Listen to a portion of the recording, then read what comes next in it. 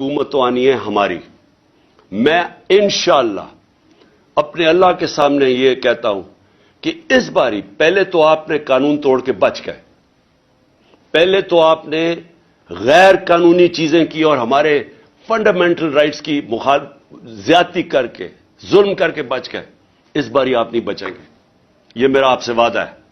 मैं जिंदा रहा, मैं इंशाअल्लाह इंश्योर करूंगा कि इस मुल्क में जो जालिम है, जो बेकसूर लोगों पे, जो जमहूरियत के ऊपर अटैक करता है, इंशाअल्लाह आपको हम कानून के कटारे में खड़ा करेंगे। और मैं अपनी सारी कौम को कहता हूं कि आप तैयारी करें। अगर इन्होंने 90 दिन से आगे इलेक्शन किए तो उसके बाद सारी कौम को निकलना पड़ेगा।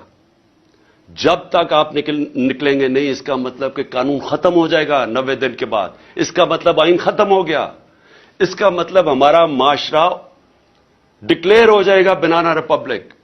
इसका मतलब कि यह साबित हो जाएगा कि पाकिस्तान में सिर्फ जंगल का कानून है।